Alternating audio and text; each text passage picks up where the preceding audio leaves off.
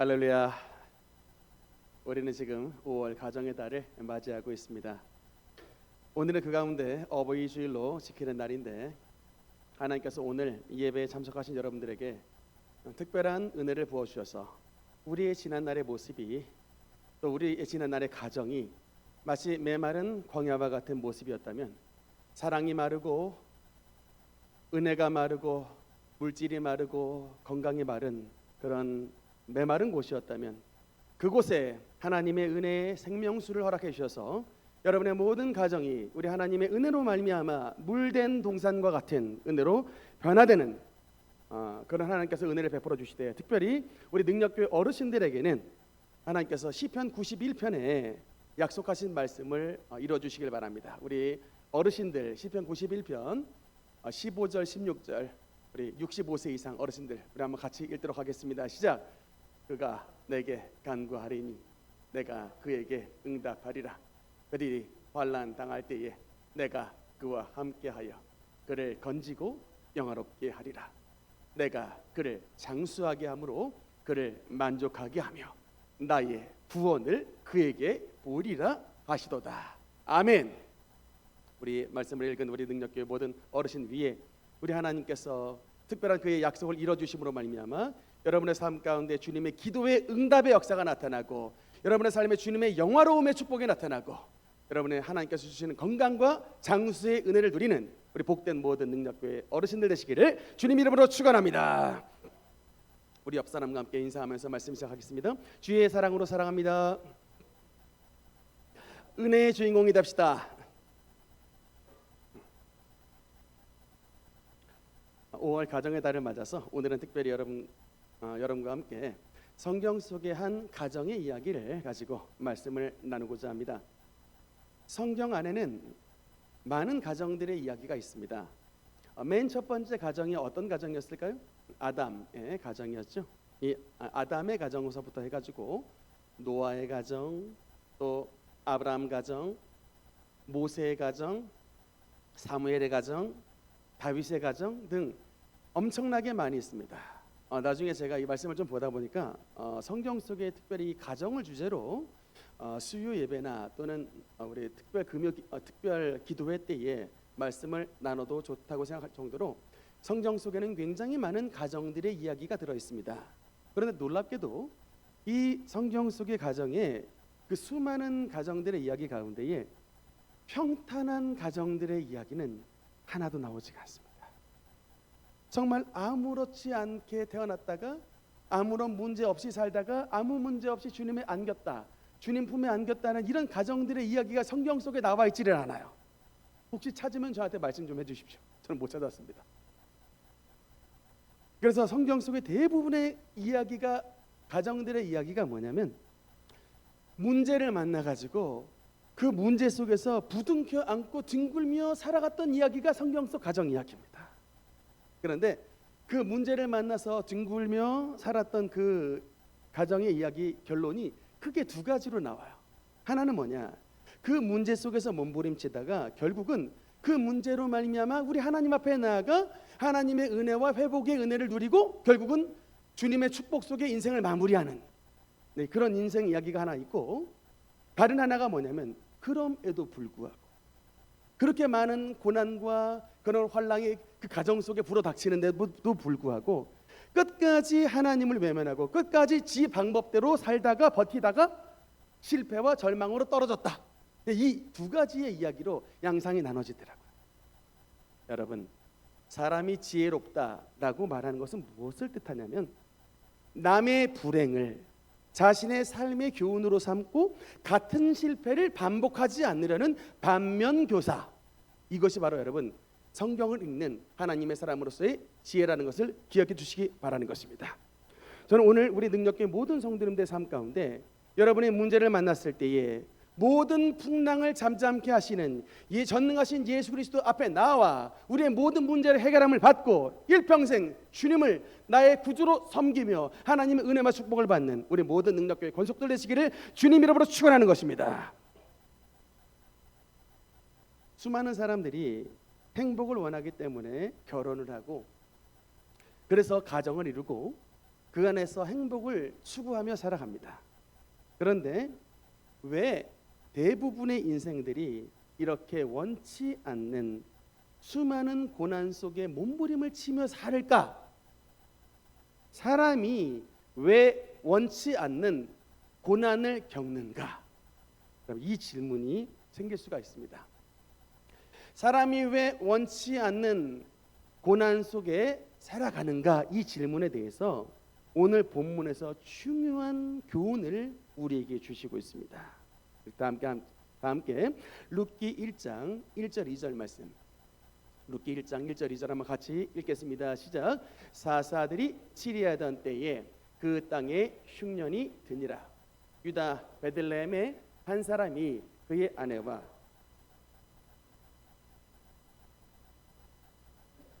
2절도 읽겠습니다. 그 사람의 이름은 엘리멜렉이요 그 아내의 이름은 나오미요 그의 두 아들의 이름은 말론과 기련이니 유다 베들레헴 에브라 사람들이여 그들이 모압 지방에 들어가서 거기 살더니. 아멘. 유대 베들레헴에서 살고 있는 한 가정의 이야기가 나와 있습니다. 남편의 이름은 엘리멜렉이고 그 부인의 이름은 나오미입니다. 유복한 가정이었습니다. 그런데 이 유복한 가정에 그 살던 고을이 베들레헴인데 그 베들레헴 고을에 흉년과 기근이 들었습니다. 왜 하나님의 고을 베들레헴에 흉년이 들었을까를 생각을 했을 때 룻기 1장 1절에 보면 그 시대가 사사들이 치리하던 때에라고 말씀을 하고 있습니다. 사사 시대에 살고 있었는데 그 사사 시대에 주님을 믿는 사람들의 영성을 대표하는 구절의 말씀이 있습니다. 사사기 21장 25절 말씀에 보면 이렇게 말씀이 나와 있습니다. 그때에 이스라엘의 왕이 없으므로 사람이 각기 자기의 소견에 옳은 대로 행하였더라 라고 말씀을 하고 있습니다. 여러분, 이때의 사사 시대에 하나님의 백성들이 살았던 모습이 뭐냐면 하나님을 왕으로 섬기지 않고 하나님의 백성들에게 주신 율법의 말씀을 지키지 않고 각각 자기의 소견에 옳은 대로 살았던 시대가 바로 여러분 사사 시대입니다. 그러니까 하나님의 백성인데 우상을 섬겨요. 하나님의 백성인데 세상 사람들과는 전혀 구별되지 않고 똑같이 나쁜 짓을 하면서 살았던 시대가 바로 사사 시대였습니다. 여러분, 그래서 그 시대에 살았던 하나님의 백성들에게 하나님께서 깨달으라고 징계를 베풀어 주셨으니 그것이 바로 그 시대의 흉년으로 나타났던 것입니다. 마을의 이름이 베들레헴이었어요. 여러분, 베들레헴 이름의 뜻이 뭡니까? 신앙생활 열심히 하신 분, 베들레헴 이름의 뜻이 뭐죠? 떡집이라는 뜻이에요. 떡집에 여러분 떡이 떨어진 상황입니다. 떡집에 흉년이 들었다. 떡집에 떡이 없는 거예요. 룻기 1장 1절은 그런 말씀으로 시작합니다. 사사 시대에 하나님의 고을 베들레헴에 이름은 떡집으로 풍요한 것을 약속하신 그곳에 흉년이 들이닥쳤다는 것입니다. 이것이 무엇을 말씀하는가? 하나님의 고을이라 할지라도 하나님의 백성들이 하나님을 버리면 하나님의 뜻 가운데 살지 않으면 니들이 아무리 풍요와 안락함을 추구한다 할지라도 빈 떡집이 될 수밖에 없다는 것을 성경에서 말씀하시고 있는 것입니다. 네, 여러분, 근데 이런 기근의 때에 기근이 일어나지 않는 다른 곳으로 이주하는 것은 당연한 일입니다. 기근이 일어났을 때 기근이 일어나지 않은 다른 곳으로 이전하는 것은 당연한 일인데, 근데 여러분, 그럼에도 불구하고 하나님의 사람에게는 기준이라는 것이 있습니다. 기근을 당했을 때에 재난을 피하는 것도 중요하지만 재난을 피하는 이것보다도 내가 어느 곳으로 이주했을 때에 나의 선택이 하나님의 기준에 부합을 하느냐, 이것을 여러분 우리가 반드시 먼저 살펴봐야 됩니다. 근데 여러분, 이게 사실은 쉽지가 않습니다.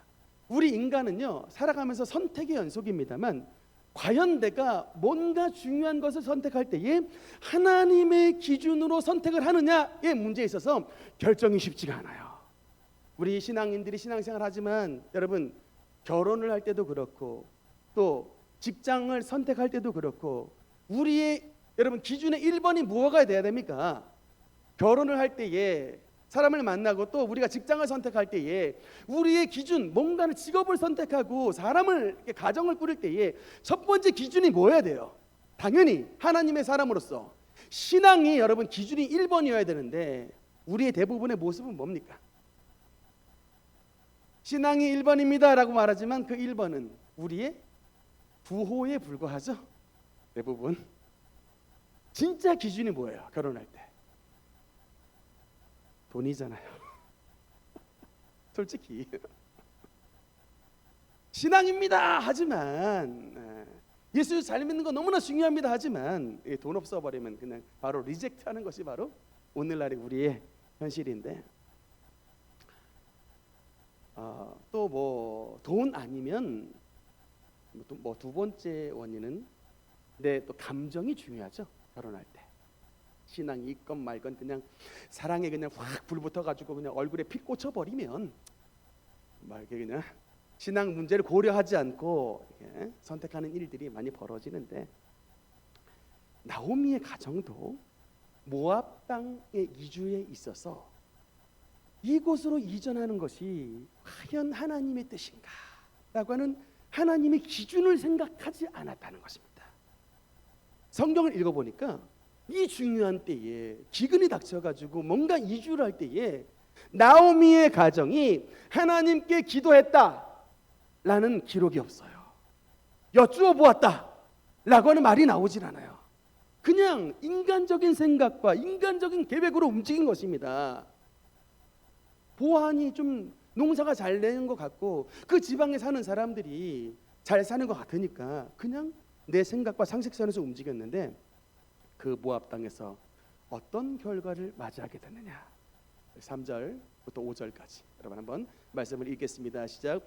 나오미의 남편 엘리멜렉이 죽고 나오미와 그의 두 아들이 남았으며 4절 5절도 읽겠습니다. 그들이 모압 여자 중에서 그들의 아내를 맞이하였는데 하나의 이름은 오르바요 하나의 이름은 루시더라. 그들이 거기에 거주한 지 10년쯤에 말론과 기륜 두 사람이 다 죽고 그 여인은 그 두 아들과 남편 뒤에 남았더라. 만약에 이 모압으로 이주하기 직전에 나오미와 엘리멜렉 그리고 말론과 기륜이 하나님의 사람으로서 주님 우리가 이 지금 기근을 당했을 때에 모압 땅으로 이주해도 되겠습니까? 라고 기도하며 주님의 뜻을 구했다면 저는 반드시 하나님께서 막으셨을 것이라고 생각합니다. 막았을 거라고 봐요. 그곳에 가면 절대 가면 안 되느니라. 가면 너 남편도 죽을 것이고 이따가 너의 두 아들도 그곳에서 죽을 것이다. 절대로 가선 안 된다라고 하나님께서 막으셨을 텐데 여러분 우리 인생의 죄가 어디서 출발하죠? 우리 인간의 고난과 불행이 어디서 출발합니까? 우리가 하나님의 사람으로서 우리의 길을 지도하시고 인도하신 하나님께 묻지 아니하고 내 생각과 내 방법과 내 지혜를 의지하여 내 마음대로 결정한 결과 인생의 고난과 풍랑이 다가오더라는 것입니다. 여러분 왜 모압 땅에 들어가는 것이 그렇게 문제일까요? 신명기에는 어떻게 말씀을 하냐면 신명기 말씀해 보니까 암몬 사람과 모압 사람은 여호와의 총회에 들어오지 못하리니 그들에게 속한 자는 10대뿐 아니라 영원히 여호와의 총회에 들어오지 못하리라. 하나님의 율법에 신명기 23장에 못 박아놨어요. 모압 사람과 암몬 사람은 그 자손은 영원히 여호와의 총회에 들어오지 못한다. 여러분 이게 무슨 말입니까? 이스라엘의 원수 국가이기 때문에 모압과 암몬이 원수 국가예요. 여러분 예전에 장희빈 드라마 보신 적 있습니까? 그 숙종에 두 명의 여인이 나오잖아요. 인현왕후와 장희빈의 이야기가 있는데 장희빈이 인현왕후의 중전의 자리를 탐하여 뭘 하죠? 저주 주술을 하죠. 요새 뉴스를 보니까 우리나라에 저주 인형이 굉장히 많이 판매가 된대요. 진짜요. 저주 인형 그래서 막 전 헤어진 남친한테 막 송곳으로 막 찔러서 막 이제 직접은 못하고 저주 인형을 찌른다고 하는데, 그런 저주를 베풀었던 게 우리 조선 왕조에도 이야기가 있었잖아요. 마치 이것처럼 모압이라는 나라가 이스라엘 국가가 들어오는 가운데에 술사 발람을 고용해가지고 이스라엘을 저주하려고 했었습니다. 얼마나 그 관계가 심하던지 여러분, 그 발람의 관계에 우상숭배 관계에 넘어가가지고 이스라엘 남자 2만 4천 명이 연병에 죽어요. 그래서 이 사건 때문에 결국은 발람은 하나님 앞에 심판을 받고, 이 사건을 하나님이 기록하여 모압과 암몬 자손은, 이스라엘을 해하려고 했던 모압과 암몬 자손은 10대뿐 아니라 영원히 모압 이스라엘 총회 안으로 들어오지 못한다고 하나님께서 팍 선을 걷습니다. 그 정도로 하나님하고 관계없는 나라예요, 모압이. 모압은요, 그모스라고 하는 우상을 섬겼습니다. 그 그모스 우상은 어떤 우상이냐? 자신의 복을 바라서 아기를요 불에다 태워가지고 신에 바치는 인신 제사의 풍습이 있었던 나라가 모압 땅입니다.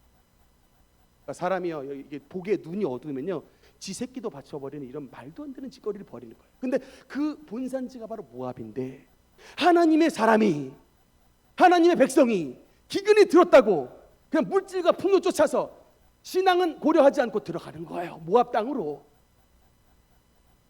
이런 일들이 하나님의 백성들이 하나님께 묻지 아니하고 일을 하니 그 백성 가운데 하나님의 징계가 임하더라.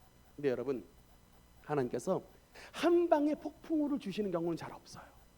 제가 오늘 말씀을 보니까 하나님께서도 단계적으로 징계를 주시더라고. 그러니까 1차 징계가 뭐냐?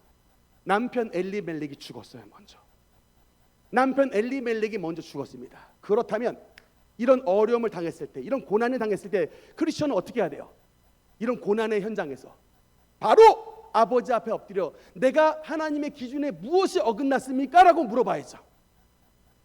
우리 가족이 하나님의 뜻에 무엇에 어긋났습니까? 물어봐야 되는데, 여러분 놀랍게도 그의 부인이었던 나오미가 어떤 선택을 하느냐면, 이스라엘 며느리들이 아니라 그 우상 숭배의 땅 모압에서 며느리 둘을 데리고 오는 거예요.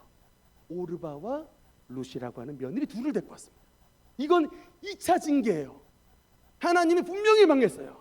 절대 이스라엘 백성들에서 며느리감을 뽑아야지, 이방 여인을 절대로 들여서는 안 된다라고 했는데, 이미 하나님의 백성들이 그 모압 땅에 살다 보니까 너무나 마음이 무뎌져가지고 그냥 해이해져가지고 도대체 그 고난을 통하여 주신 하나님의 음성을 듣지 못하고 마음이 급했겠죠. 남편이 죽었으니 우리 가문의 대를 이어야 된다. 대를 잇기 위해서는 수단 방법 가리지 않고 그냥 모압 여인 막 데리고 와서 그냥 결혼시켜 버린 겁니다. 하나님의 백성이 하나님의 가족들과 연결시키는 것이 아니라 자신 인간적인 방법을 계속 통하는 거예요. 결국 엘리멜렉의 죽음이 1차 징계였다면, 그의 생태 같은 두 아들 말론과 기련의 이 두 아들이 결국은 10년도 못 돼요 모압 땅에서 죽게 되는. 그래서 여러분, 룻기 1장 5절서부터는 뭐의 이야기가 시작되느냐? 이런 고난과 환난을 지나고 3명의 과부가 남은 이야기로 룻기서는 시작을 하는 거예요.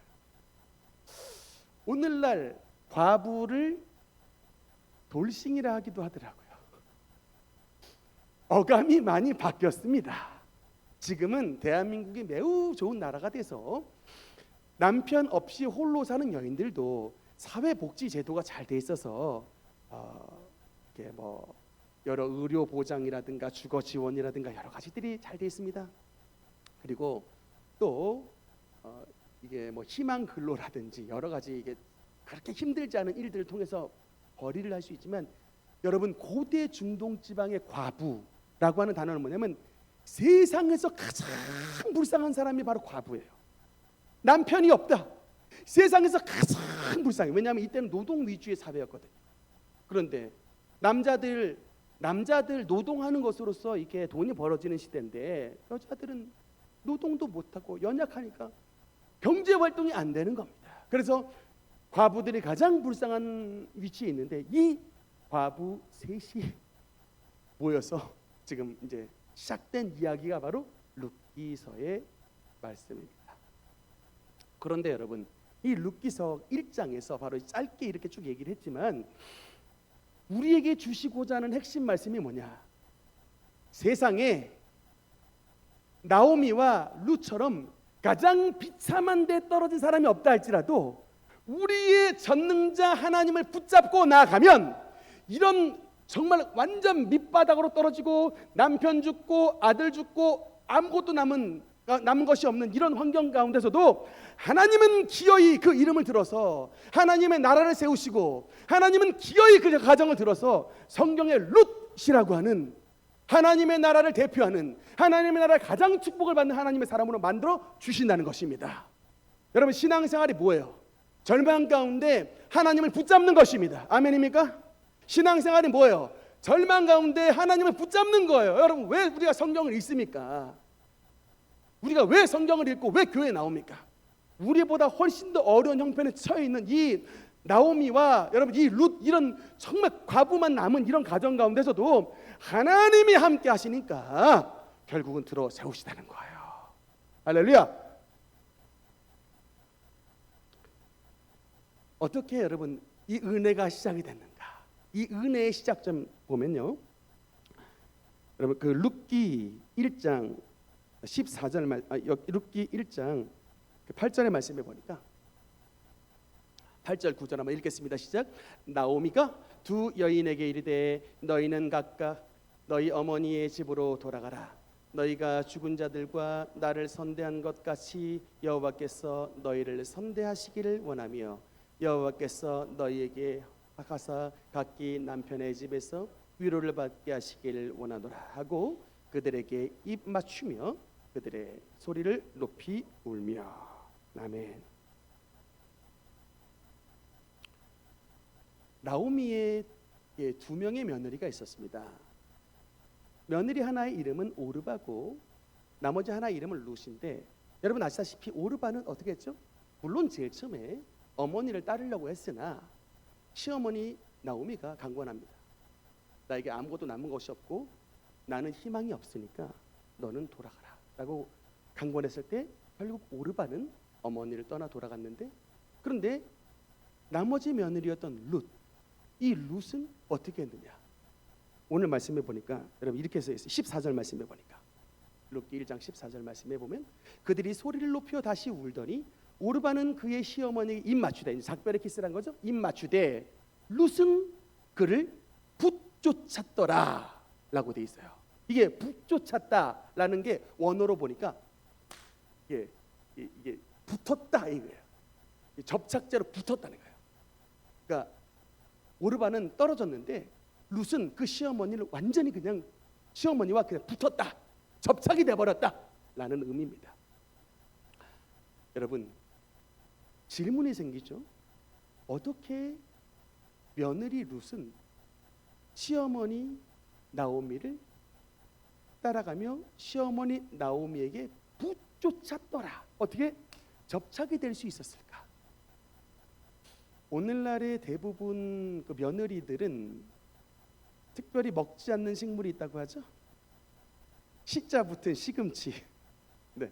얼마나 시집살이나 이게 시어머니가 아주 지긋지긋하면은 시자 들어간 것도 아예 그냥 시금치도 먹지 않는다고 하는 우스갯소리가 있는데,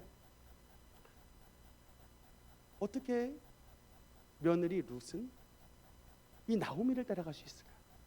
물론 만약에 나오미가 돈이 많은 부잣집 부자 상태였다면 그의 재력을 두고 쫓아갈 수 있어요. 근데 여러분 그의 재력을 보고도 쫓아갈 수 있겠지만 지금의 나오미는 아무것도 남지 않았어요. 남편도 죽고 아들 둘도 죽고 재산도 날아가고 아무것도 없는, 소망 없는 상태, 진짜 완전 빈털터리의 상태가 바로 나오미의 상태인데, 그럼에도 불구하고 여러분 어떻게 룻은 시어머니 나오미를 쫓아갈 수 있었을까? 제가 보니까 이것 같아요. 이 말씀을 읽어보면 이런 큰 어려움과 절망과 환난을 당했는데 그럼에도 불구하고 이 시어머니 나오미가 여러분 이게 중심을 지켜요. 변함없이 며느리들을 사랑해.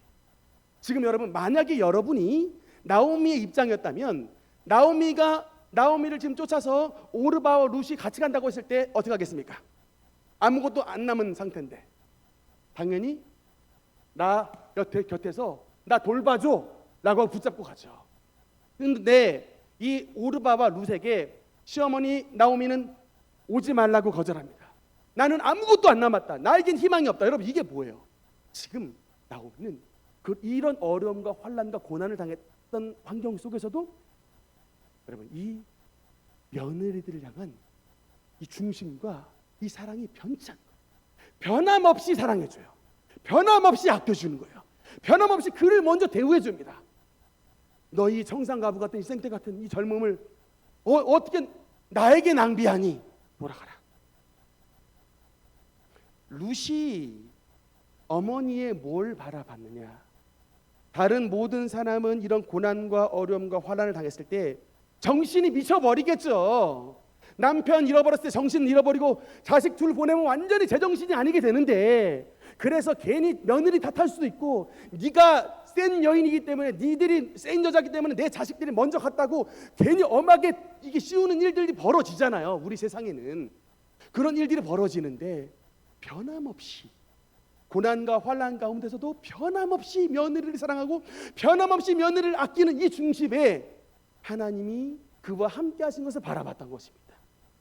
여러분, 바로 비결이 이거예요. 여러분, 룻은요 원래부터 하나님을 믿던 사람이 아니었습니다. 룻은 이방인이에요. 모함 여인입니다. 그런데 여러분, 룻이 나중에 어떻게 고백을 하게 되냐면 이렇게 고백을 합니다. 여러분, 그 11절 말씀해 보니까 21절 한번 읽겠습니다. 시작. 내가 풍족하게 나갔더니 여호와께서 내게 비어 돌아오게 하셨느니라.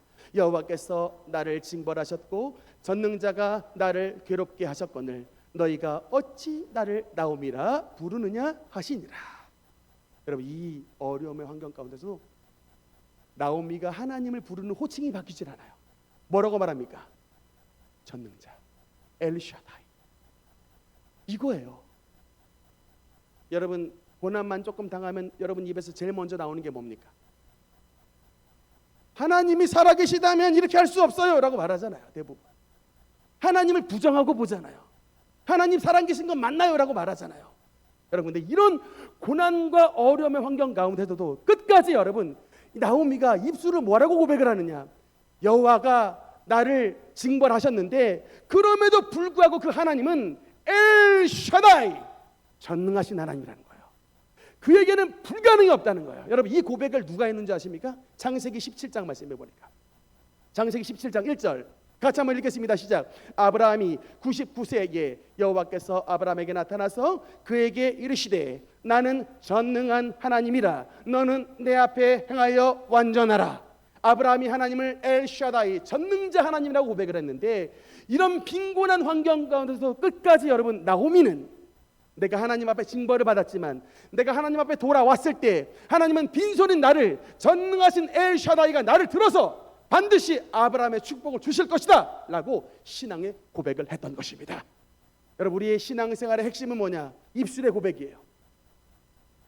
여러분, 저와 여러분이 세상 사람들과 다른 점이 뭡니까? 어려움 만나고 고통당하고 어려움 당했을 때 똑같이 원망하고 불평하고, 여러분, 신앙을 잃어버리면 우리 다를 바가 없어요. 이런 어려움의 형국 가운데서도 끝까지 하나님을 전능하신 하나님 엘샤다이라 부르며 사랑하는 며느리들을 먼저 아끼는 이런 신앙의 중심을 잃지 않았더니, 이방인이었던 룻이 여호와가 나의 하나님이시라고 신앙을 고백하는, 내가 어머니가 죽는데 나도 죽고 어머니의 하나님이 나의 하나님이 될 것이라고 하는 신앙 고백이 이방인 룻을 통하여 나타나게 됐던 것입니다. 이것이 바로 전도입니다. 제가 군대에서 제대를 할 때에 마지막 대대장 면담이 있었습니다. 군대에서 제대를 할 때에 대대장이 이게 종이를 살펴보더니 저한테 질문을 하더라고요. 서충훈 병장, 내가 전 부대원을 다 마음의 편지를 쓰게 해서 그 마음의 편지를 다 읽어봤는데 너를 나쁘다고 고발한 애들이 단 하나도 없던데 어떻게 된 건가? 라고 질문을 했습니다. 저희 대대장이 제가 말년 병장 때에 우리 군대에 왔는데 일부러 군기를 잡으려고 저희 밑에 있는 후임들 마음의 편지를 쓰게 해가지고 선임들의 비리를 다 고발하라 라고 했는데 이 의리 없는 인간들이 고발을 다 했어요. 제 그래서 동기 중에 하나였던 우리 친구는 영창에 갔는데 3일 동안 갔다 왔습니다. 영창에 갔던 죄명이 뭐냐? 왕노릇이었어요. 왕노릇이 뭔 왕노릇이냐?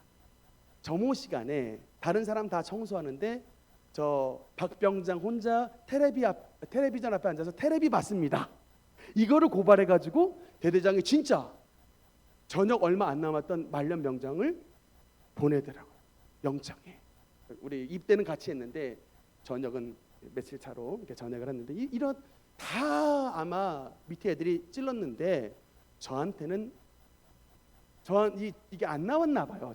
제가 어떻게 알았겠습니까? 근데 제대할 때 그게 마음의 편지를 읽고 대대장이 저한테 말을 해서 제가 한마디 했습니다. 뭐라 그랬냐?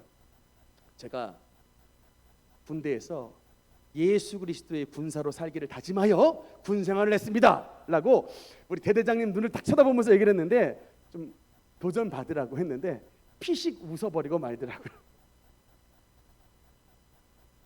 사실 저의 군 생활 전체가 사실 좀 쉽지 않았는데 제가 그때 느꼈던 바가 뭐냐면요, 제가 입대를 했을 때 관물대에 저 혼자만 기도하고 저 혼자 기도하고 자는 게 저의 이제 군대의 2년여의 그 습관이었는데 제대할 때 말년 병장 때 보니까 저와 함께 관물대에서 기도를 했던 장병이 15명이 됐어요.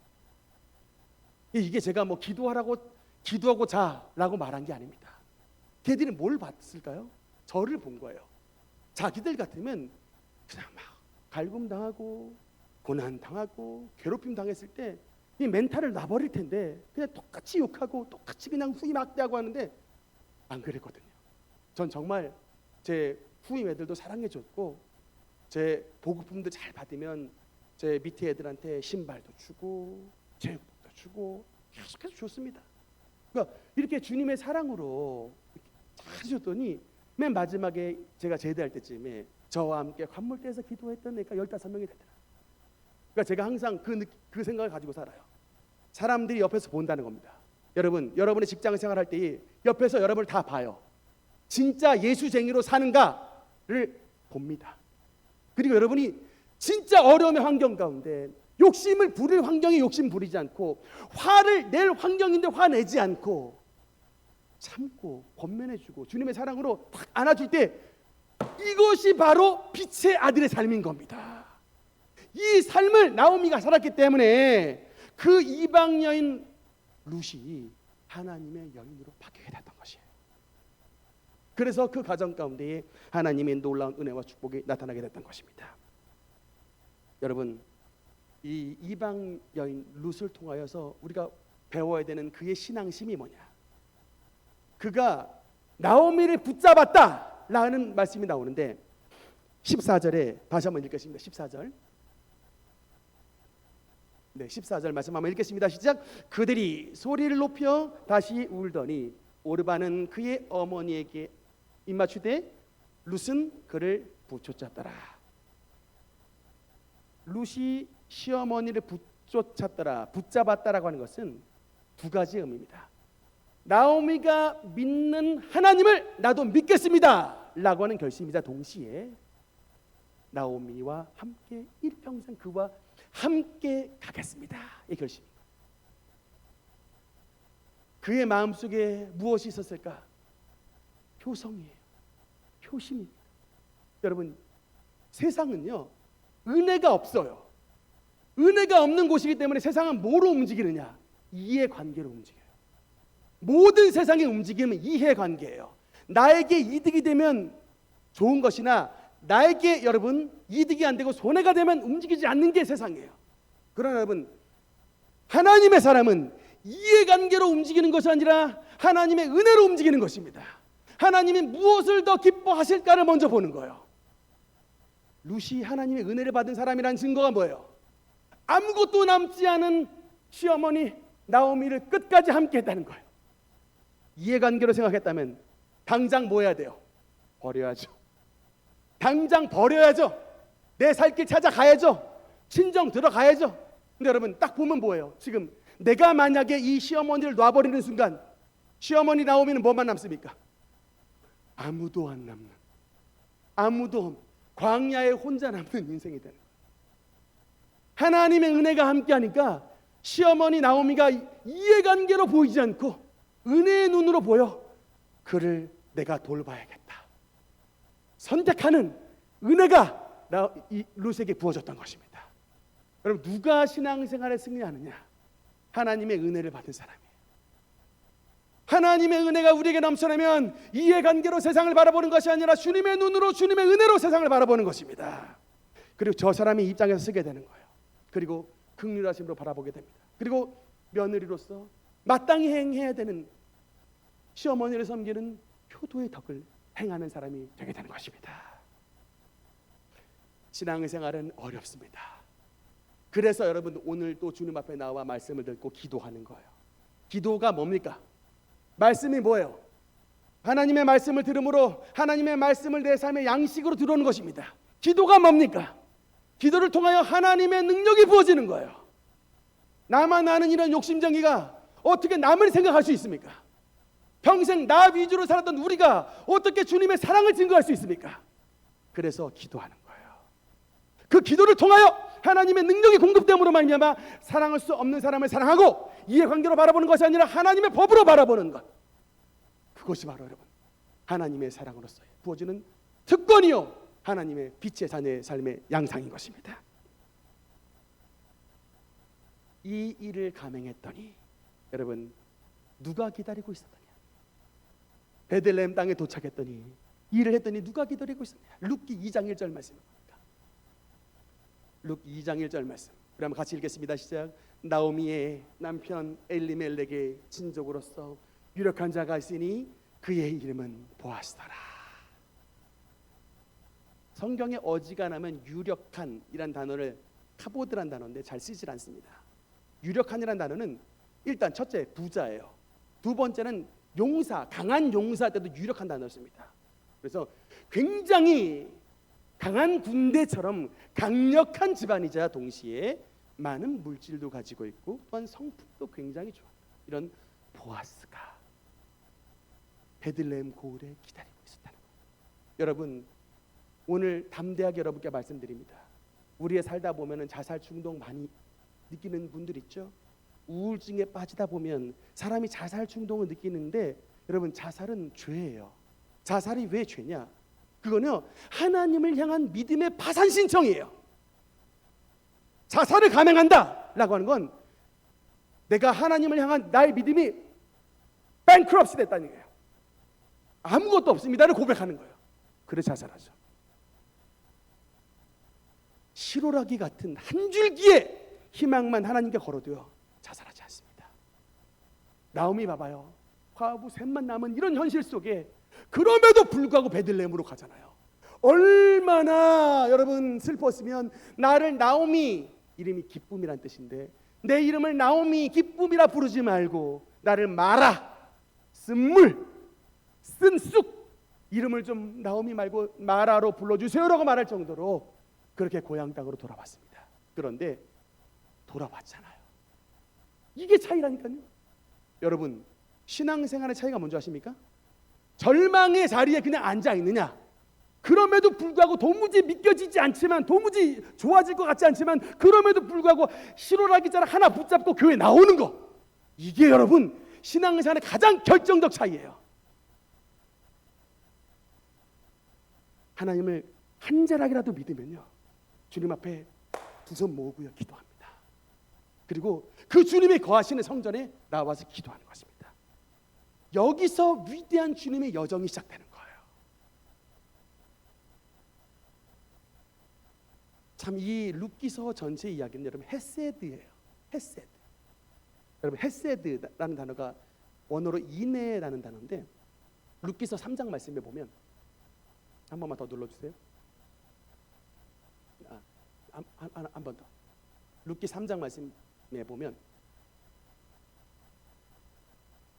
룻기 3장 10절에 내가 베푼 인애가 처음보다 나중에 더하도다. 우리 신앙생활을 하는 사람들은 헤세드라는 단어를 알아야 돼요. 이게 어쩔 때는 사랑, 어쩔 때는 자비, 어쩔 땐 인애, 여러 가지로 번역이 되는데 원어가 더 중요해요. 헤세드.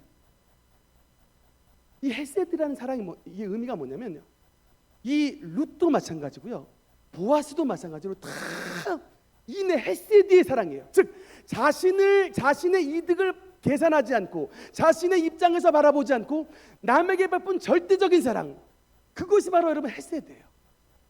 여러분, 이 보아스가요 나중에 룻을 아내로 맞이라는데, 이게 여러분 당시 어떤 의미인 줄 아십니까? 사실은 보아스가 노총각이 아니에요.